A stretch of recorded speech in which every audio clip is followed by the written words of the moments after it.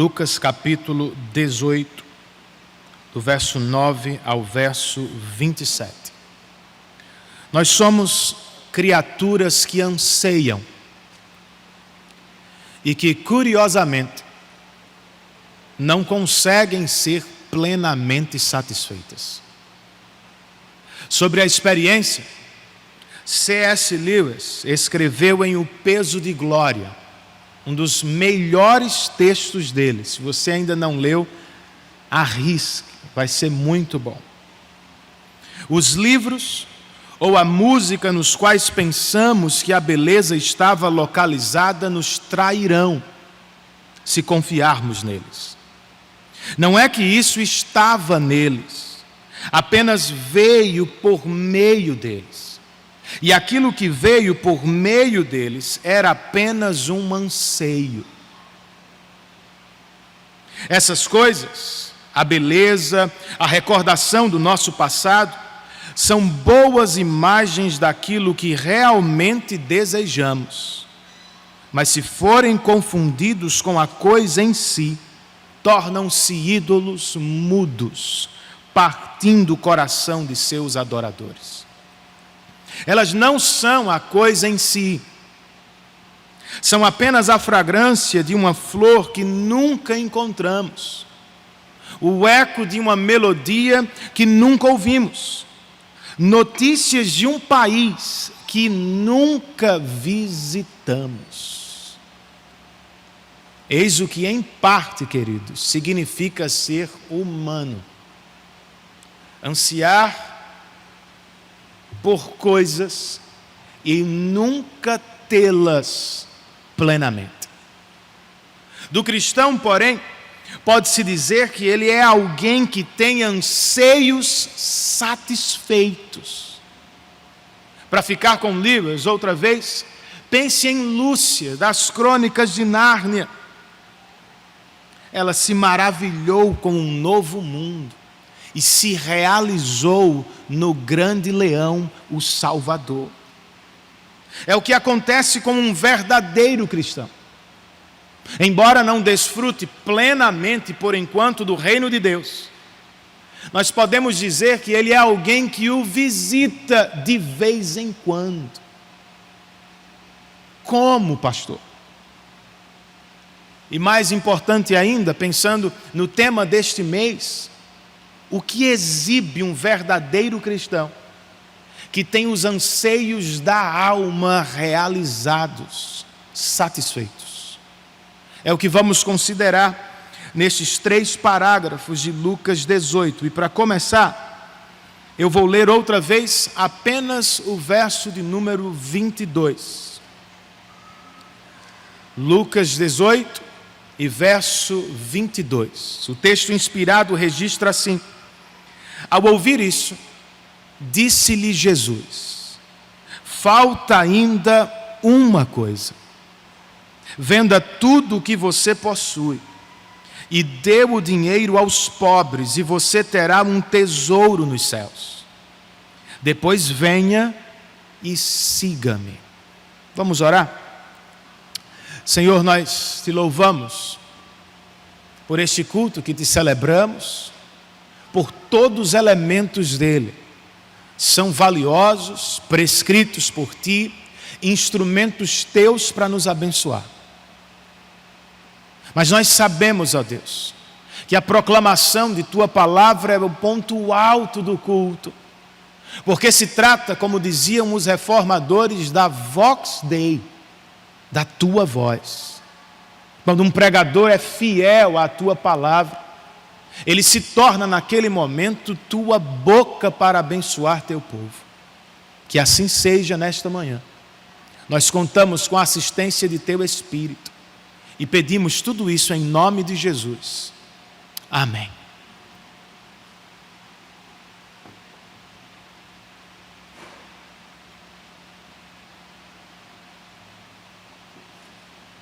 Celso, por favor, feche essa porta atrás de você. Já está quente o suficiente. Obrigado. Nós estamos, queridos, em uma seção de Lucas que é chamada pelos estudiosos de a jornada para Jerusalém. Jesus está a caminho da cidade santa, onde vai cumprir sua grande missão na terra, morrer como sacrifício no lugar dos eleitos para a salvação deles. Antes, porém, de chegar ao seu destino, ele vive encontros que revelam e transformam pessoas. Com os encontros, Lucas, o autor deste texto, está nos ensinando sobre o cristianismo bíblico e acerca do verdadeiro cristão. Pois, como coloquei semana passada, o verdadeiro cristão é alguém que exibe marcas, características indeléveis, ou seja, marcas que perduram por toda a vida e que não podem ser apagadas de modo definitivo.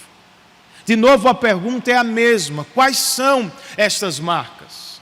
Ficando em um texto apenas com vocês para facilitar, eu posso dizer que, em primeiro lugar, um verdadeiro cristão exibe confissão de pecados.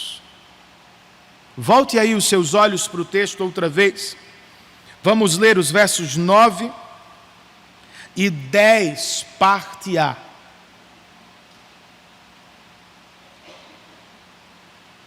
O autor sagrado registra: há alguns que confiavam em sua própria justiça e desprezavam os outros. Jesus contou esta parábola. 2 homens subiram ao templo para orar. Um era fariseu e o outro publicano. 2 observações iniciais que vão facilitar a compreensão deste texto. Para quem Jesus está contando esta parábola, gente? Para pessoas que confiavam na própria justiça e que, consequentemente, desprezavam os outros. Estamos falando de gente que se sentia superior, de pessoas que eram orgulhosas e cheias de si. Outra informação importante: Jesus vai falar sobre 2 pessoas bem diferentes que subiram ao templo para fazer a mesma coisa, orar. Um era fariseu, que naquela cultura significava ser uma pessoa religiosa e muito respeitada na sociedade. O outro era um publicano, um cobrador de impostos, alguém que trabalhava para Roma e tirava de Israel. Logo, Lucas está nos dizendo: para quem ouve a história de Jesus, o fariseu é o mocinho, o publicano é o vilão. De toda forma, Jesus nos diz: os 2 subiram ao templo para orar. Como se saíram? Sobre o que falaram com o Senhor? Versos 10, ou melhor, verso 11, 12 e 13. O texto nos diz: o fariseu, em pé, orava no íntimo. Deus, eu te agradeço, porque não sou como os outros homens, ladrões, corruptos, adúlteros, nem mesmo como este publicano. Jejuo 2 vezes por semana e dou o dízimo de tudo quanto ganho. Mas o publicano ficou à distância de Jesus. Ele nem ousava olhar para o céu, mas batendo no peito dizia: Deus, tem misericórdia de mim, que sou pecador. Percebam, a oração do fariseu até tem alguma gratidão. Só que o curioso é, ele não agradece a Deus por Deus ou por seus feitos. Ele agradece a Deus pelos próprios feitos.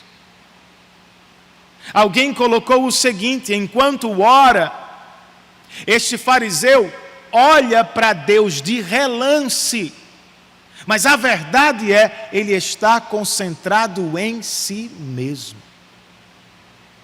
Diferentemente dele, o publicano se aproxima do trono de Deus em humildade e confissão. Ele sabe quem Deus é, santo, distante e majestoso. Por isso, nem sequer ousa olhar para os céus. Ele sabe que é um pecador. Todas as pessoas da sociedade sabem, e ele também.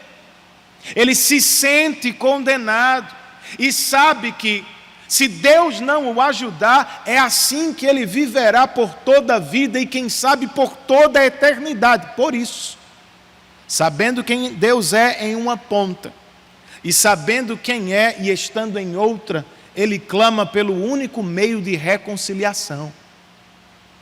Deus, tem misericórdia de mim, que sou um pecador. Deus lhe ouviu, queridos? Jesus nos diz no verso 14: eu digo que este homem, e não o outro, foi para casa justificado diante de Deus. Pois quem se exalta, este é o ensino de Jesus depois da parábola, será humilhado, e quem se humilha será exaltado.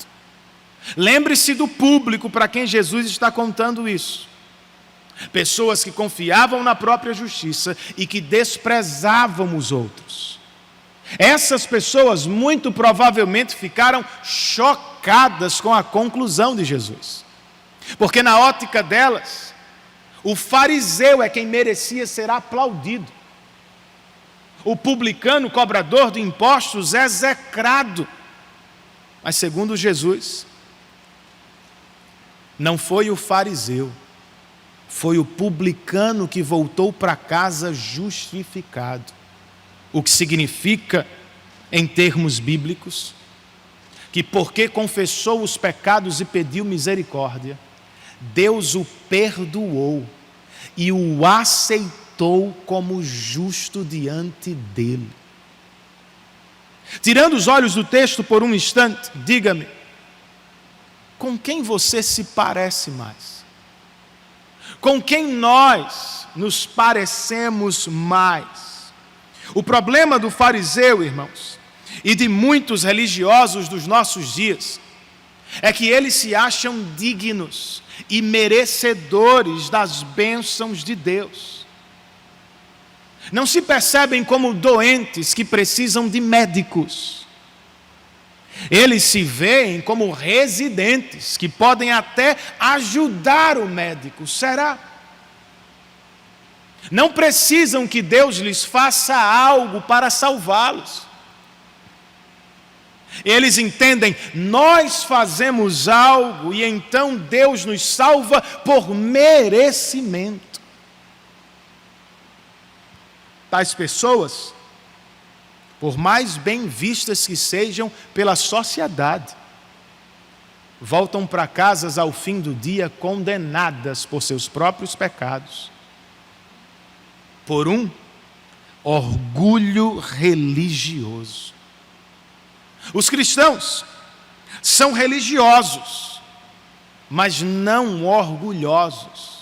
São religiosos porque eles querem religar com Deus, querem se aproximar de Deus, mas eles não o fazem pensando que são merecedores ou dependendo da performance religiosa que têm.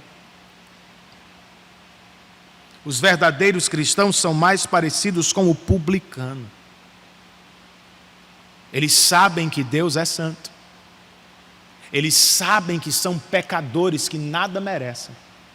E por isso eles clamam, Deus, tem misericórdia de nós.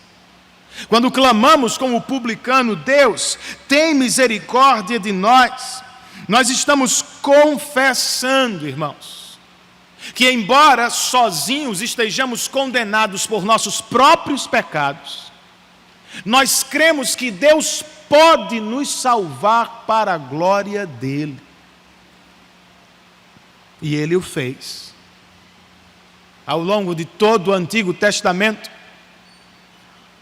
um cordeiro era imolado no templo dos judeus, basicamente com dois objetivos: expiar o pecado do povo e propiciar a justiça divina. Antes de sacrificar o cordeiro, não sei se você se lembra, o sacerdote lhe impunha a mão para transferir os pecados do povo para aquele cordeiro substituto. E depois de sacrificá-lo, o sacerdote tomava um pouco de seu sangue e aspergia a tampa da arca da aliança, para deixar claro para todos que o preço do pecado havia sido pago e, consequentemente, a justiça divina satisfeita. Vocês sabem disso. Todos estes cordeiros apontavam para Cristo. E por isso Paulo escreveu aos Coríntios que Deus tornou pecado por nós aquele que não tinha pecado, Cristo, a fim de que nele nos tornássemos justiça de Deus. Em outras palavras, queridos, Cristo fez expiação e propiciação por nós. Ao morrer naquela cruz, Cristo estava pagando por nossos pecados e nos protegendo da justiça de Deus. Estava recebendo as punições que eram nossas e ao mesmo tempo satisfazendo a justiça de Deus, que dizia: sem derramamento de sangue não há perdão de pecados. Cristãos, portanto, são pecadores que confessam pecados e que se lançam sobre a misericórdia de Deus revelada em Cristo Jesus. Consequentemente, irmãos, cristãos são pessoas que oram sem perder de vista o Evangelho. Eles não se aproximam de Deus como o fariseu, exigindo algo de Deus, entendendo que Deus lhes é obrigado a fazer qualquer coisa de modo algum. Cristãos se aproximam de Deus como o publicano. Deus não é obrigado a nos atender, mas por graça Ele o faz, por intermédio de Cristo Jesus. É verdade, meu irmão, que para você as portas da sala do trono de Deus estão escancaradas. Por isso você pode orar. Mas não é porque você é bom demais. Não é porque você é melhor do que seu vizinho não cristão. É porque Cristo fez por você o que você jamais podia fazer sozinho. Por esta razão eu sempre gosto de lembrar isso. Ao final de cada oração cristã que fazemos, nós mencionamos a expressão em nome de Jesus. Não é mágica, é confissão de fé. Nós cremos piamente que Deus nos atende, que Deus nos ouve, não porque merecemos algo, mas porque Cristo é o nosso mediador e fez por nós o que jamais poderíamos fazer. Um verdadeiro cristão, então, é alguém que confessa seus pecados. Além disso, irmãos, nós também podemos dizer que um verdadeiro cristão é alguém que exibe total dependência de Deus. Os versos 15 e 16, parte A, registram o seguinte: o povo também estava trazendo criancinhas para que Jesus tocasse nelas. Ao verem isso, os discípulos repreendiam aqueles que as tinham trazido. Mas Jesus chamou a si as crianças e disse: deixem vir a mim as crianças e não as impeçam. Pais são assim. Quando descobrem que algo é bom para seus filhos, eles fazem de tudo para tê-los, não é mesmo? Foi o que aconteceu a caminho de Jerusalém. Alguém ficou sabendo que Jesus estava abençoando crianças e logo uma multidão se aproximou de Jesus para pedir a mesma coisa. No entanto, nem todo mundo parece ter ficado feliz com a movimentação. Os discípulos, talvez porque se tratava de crianças de colo, crianças que choram, não gostaram da ideia. Ou quem sabe foi apenas a percepção de que Jesus estaria perdendo tempo com crianças. Há coisas mais importantes a fazer. Jesus discordava deles. E segundo Lucas, ele repreendeu quem repreendia as crianças. E disse: deixem vir a mim as criancinhas. Por que, Renan? Porque deveríamos abrir caminho para as crianças chegarem a Cristo? Porque deveríamos levá-las ao Senhor? Há muitas razões, obviamente, mas aqui Jesus nos oferece apenas uma. Versos 16, parte B, e verso 17. Eu vou ler o 16 outra vez, tá? Mas Jesus chamou a si as crianças e disse: deixem vir a mim as crianças e não as impeçam. Por quê? Pois o reino de Deus pertence aos que são semelhantes a elas. E digo a verdade: quem não receber o reino de Deus como uma criança, nunca entrará nele. Do episódio com as crianças, como fez com a parábola, Jesus partiu para um curto sermão acerca do reino de Deus. O que é o reino de Deus? O reino de Deus não é uma entidade política que concorre com países e estados. Tampouco estamos falando de um território geográfico limitado, não, irmãos. O reino de Deus, de maneira simples, é o governo dele sobre aqueles que são verdadeiros cristãos. Entrar no reino é o mesmo que nascer de novo. E a expressão se aplica apenas àqueles que foram salvos mediante a fé em Cristo e que agora estão sob o cuidado e o governo de Deus. Pessoas que deixaram de ser reis e rainhas e que assumiram voluntariamente a posição de servos do rei. Certo, pastor, mas como se entra neste reino? Jesus nos disse: o reino de Deus pertence aos que são semelhantes às crianças. Vejam, Jesus não está nos dizendo que devemos tratar a infância como a era dourada da vida, como algumas músicas contemporâneas, né? Queremos voltar à infância. Não.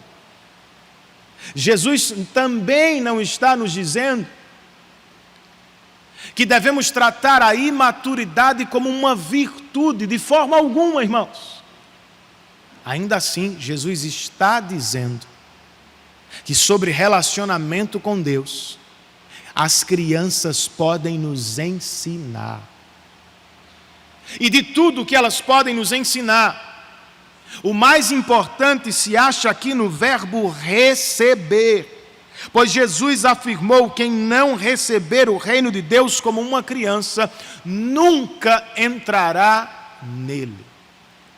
Tenha em mente que essas crianças aqui eram crianças de colo, bebês. E bebês dependem totalmente do cuidado de seus pais. Precisam inteiramente ser assistidos por seus pais. Logo, o ensinamento de Jesus é: só se entra no reino de Deus Alguém só pode ser declarado um verdadeiro cristão se revelar total dependência de Deus. Nestes termos, você diria de si mesmo: eu sou um cristão? Você confessa nesta manhã que nada tem para oferecer a Deus e que depende completamente dele para a sua salvação? Ou será que, diferentemente das crianças, você tem dificuldade para receber algo, dificuldade para depender de alguém que não seja você mesmo? Enquanto preparava o sermão, eu me lembrei de uma história interessante que o pastor Carlos Alberto, que também é médico, vez por outra conta. Ele disse que estava trabalhando na emergência de um médico, ou melhor, de um hospital particular, quando se deparou com um senhor e percebeu que ele precisaria de uma cirurgia. Então ele disse àquele senhor: nós vamos nos encontrar na terça-feira de manhã no hospital universitário, pois ele pensava consigo mesmo: eu vou fazer a cirurgia lá e este homem não vai ter que pagar absolutamente nada. Que bênção, irmãos! Não foi como aquele homem recebeu a notícia. Quando ficou sabendo que não pagaria pela cirurgia, ele protestou. E na terça-feira chegou ao consultório do médico Carlos Alberto com um saco cheio de dinheiro e insistiu: doutor, se o senhor não receber o dinheiro, eu não vou fazer a cirurgia aqui.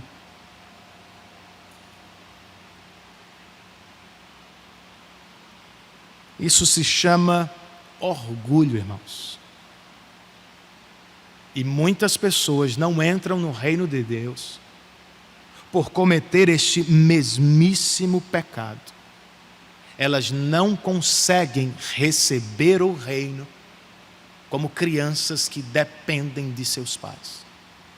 Espero que este não seja você, pois um verdadeiro cristão jamais poderia ser cristão pelo que tem, pelo que faz ou pelo que acha que é. Se ele é um verdadeiro cristão, ele é porque recebeu o que Deus fez por ele em Cristo Jesus. Agora, não perca de vista uma aplicação secundária, mas importante também. Se somos verdadeiros cristãos, como Jesus, é uma prova, nós amaremos as crianças. Cristãos não tratam crianças como se fossem pesos. Nós as tratamos como a herança que o Senhor nos confiou. E as chamamos de bênçãos e alegrias da nossa casa. Nós não vemos as crianças como um atraso de vida, como um monte de gente vê hoje. Não podemos ter filhos, senão a carreira será impedida, senão a diversão vai parar de forma alguma, irmãos. Nós amamos crianças, como Jesus ama. E as vemos como herança e bênçãos que Ele nos deu, e como instrumentos para nos ensinar sobre a fé e o relacionamento com Cristo. Se você é pai, você tem uma grande responsabilidade na vida. Não é necessariamente fazer do seu filho um médico, um engenheiro ou um jogador de futebol. É fazer de seu filho um discípulo do Salvador. É imitar estes pais aqui. É levar seus filhos a Cristo. Você pode fazê-lo em oração, revelando diante de Deus todos os dias que você carece e depende dEle para criar seus filhos. Você pode fazê-lo ensinando a Bíblia em cada oportunidade que surgir, crendo que Deus pode salvar seus filhos. Por meio da pregação e do Espírito, nós precisamos levar nossos filhos a Cristo por meio do culto público. Nossos filhos precisam crescer aqui, irmãos, a fim de se acostumarem com o povo de Deus e de serem alcançados pelo que Deus nos dá somente no culto público. Como presbiterianos, é nossa responsabilidade levar os filhos a Cristo por meio do batismo, crendo que Cristo pode abençoar os nossos filhos, como fez com os filhos das pessoas deste texto. E se você precisa de alguma motivação externa, que não o Evangelho para fazê-lo, saiba que as estatísticas dizem o seguinte: a maioria dos crentes adultos foi alcançado ainda na adolescência ou na juventude. E a maior parte dos missionários que saem pelo mundo pregando o Evangelho foi alcançada ainda na infância.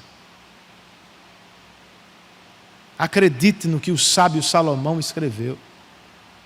Ensina a criança no caminho em que ela deve andar, e mesmo quando ela for velha, não se desviará dele.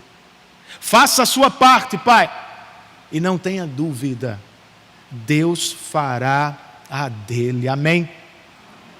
Para terminar, à luz deste texto, nós ainda podemos dizer que um verdadeiro cristão é alguém que exibe amor supremo por Deus. Entre os versos 18 e 21, nós lemos: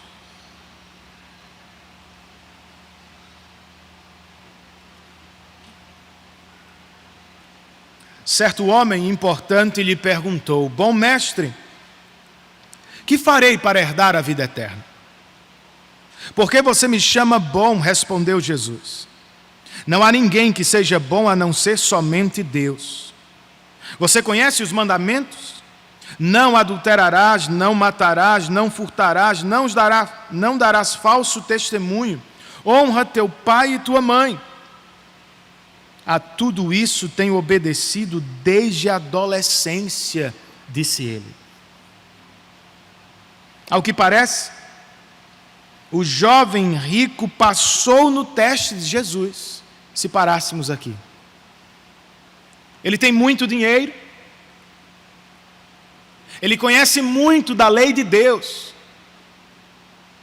Alguns, com a mentalidade da meritocracia, poderiam dizer: vai ser fácil, ele vai conquistar a vida eterna, ele tem como pagar, ele fez algo por Deus. Não sejamos tão precipitados, queridos. A avaliação de Jesus é diferente. Pois ele disse-lhe, verso 22, falta ainda uma coisa. Faça o seguinte: venda tudo o que você possui e dê o dinheiro aos pobres, e você terá um tesouro nos céus. Depois, venha e siga-me. Como devemos entender isso aqui? Quando mencionou os 10 mandamentos mais cedo, Jesus estava pensando na segunda metade deles, que trata dos relacionamentos horizontais. Não faça isso ao seu próximo, faça isso ao seu próximo. Aqui, Jesus está pensando agora na primeira metade da tábua da lei, que fala do relacionamento vertical com Deus e que começa com: não terás outros deuses além de mim. Embora conheça e obedeça a alguns dos mandamentos, aquele jovem tem um problema de coração, gente.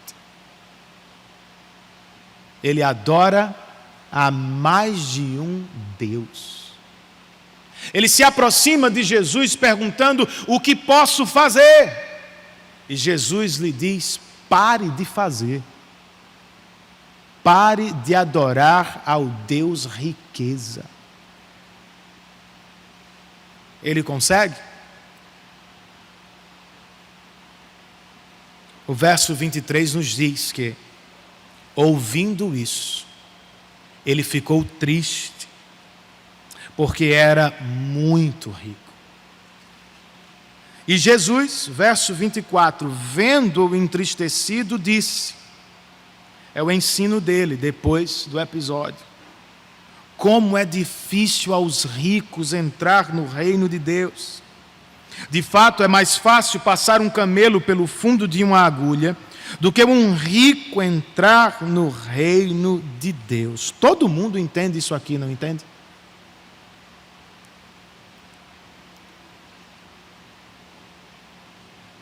É impossível ver um grande animal como o camelo passar pelo fundo de uma agulha. De modo semelhante, Jesus está dizendo, é impossível ver a um rico entrar no reino de Deus. Por quê? Porque ele tem outro Deus. E dificilmente abrirá mão dele. Você concorda com Jesus? E você já respondeu a Jesus? Pois não pense você que o jovem rico foi a única pessoa que ouviu: vende tudo o que tem e depois me segue. Não, queridos. Você já fez isso? Um cristão verdadeiro é alguém que fez exatamente isso. Vendeu tudo o que tinha de mais caro e depois seguiu a Cristo. Eu não estou falando, tampouco Jesus está, apenas de dinheiro, de quantia monetária, de poupança, de investimento, não. Eu estou falando de amor supremo.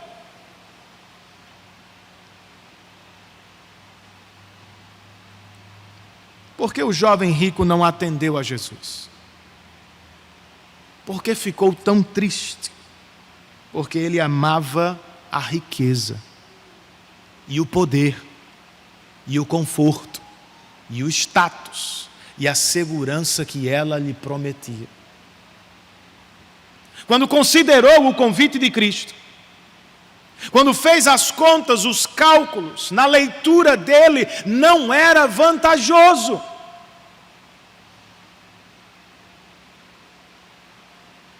O que significa, queridos, seguir a Cristo? Essa é uma excelente pergunta, pois milhares de pessoas, no passado e ainda hoje, dizem seguir Jesus sem nunca ter calculado o preço. Para essas pessoas, Jesus certa vez disse: se alguém vem a mim e não aborrece a seu pai, a sua mãe, e mulher, e filhos, e irmãos, e irmãs, e ainda a sua própria vida, não pode ser meu discípulo. E qualquer que não tomar a sua cruz e vier após mim, não pode ser meu discípulo. Será que você entende isso? O jovem rico entendeu. E por isso não atendeu a Cristo. Para alguém ser um verdadeiro cristão é necessário amar Jesus de maneira suprema, acima de tudo e de todos. Para alguém ser declarado um verdadeiro crente, irmãos, é necessário aborrecer a própria vida, negar-se a si mesmo. Eu sei que a interpretação contemporânea difere do ensino bíblico, por isso eu quero que você escute como o Dr. John Stott explica a abnegação. A abnegação não é negarmos a nós mesmos luxos como chocolate, torta, cigarro ou bebida, embora possa incluir isso em alguma medida. Trata-se na realidade de negarmos repudiarmos a nós mesmos, renunciando o suposto direito de seguir nosso próprio caminho. Negar-se a si mesmo, conclui o Dr. Stott, é voltar-se da idolatria do egocentrismo para o amor na direção de Deus e dos seus. Foi o que aconteceu a você? Entre as muitas provas que pode procurar, uma certamente que tem que aparecer é o amor idólatra pelo dinheiro diminui.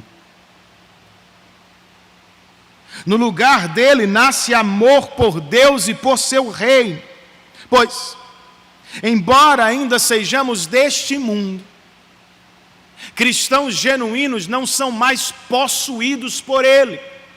Seus valores, seus princípios, suas ambições. Nós não apostamos tudo nesta vida, não esperamos tudo desta vida. Nós somos o povo que aguarda o reino pleno de Deus. Logo, irmãos, podemos fazer a viagem com poucas bagagens, na certeza de que, tendo muito ou pouco aqui, nós teremos tudo no retorno de Cristo. O que temos, temos por permissão dele, e deve, portanto, ser usado para a glória dele. E nós faremos isto não para conquistar Deus ou suas bênçãos, nós faremos isto em gratidão, porque fomos conquistados por Deus em Cristo Jesus. Não somos mais dominados por um falso Deus, como o homem deste texto. Nós somos amados e seremos cuidados pelo verdadeiro Deus durante toda a vida que Ele nos deu. Bem, é como deveríamos viver. Mas, sinceramente, não é fácil para ninguém. E talvez depois de me ouvir por alguns minutos, você esteja se fazendo a pergunta que os discípulos fazem neste texto, verso 26.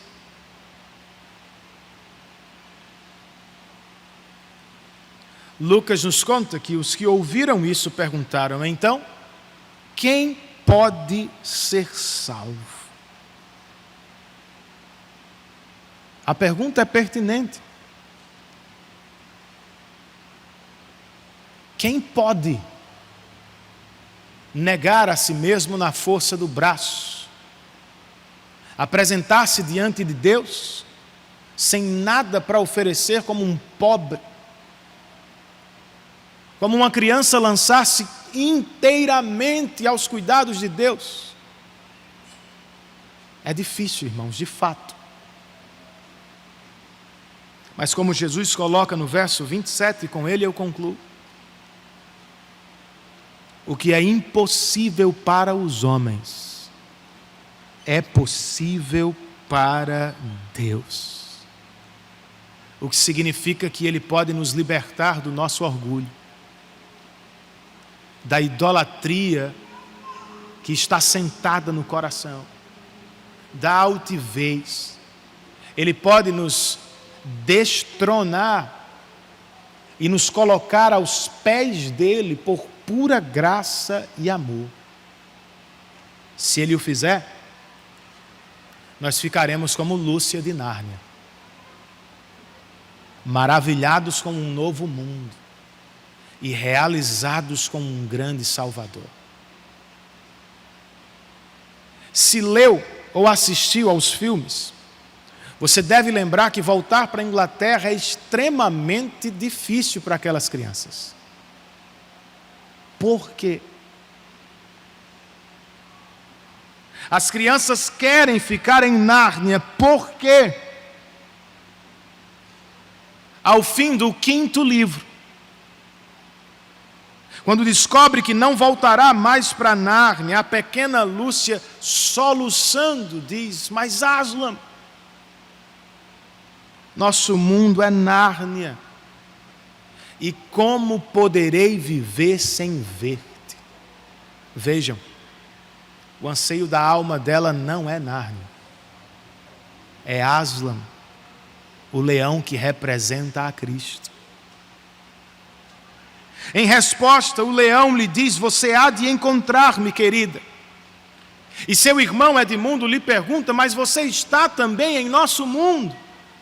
E esta talvez seja a fala mais conhecida do livro e do filme. Aslan lhe responde: estou, mas no seu mundo eu tenho outro nome. Vocês precisam me conhecer por esse nome. Por isso eu os trouxe para Nárnia, para que, conhecendo-me um pouco aqui, possam me conhecer durante toda a vida lá. Eis um cristão, irmãos. É alguém que pisou num outro mundo estando nesse. Que, cercado por valores e influências de um mundo caído, já desfruta parcialmente dos valores e dos princípios do reino de Deus.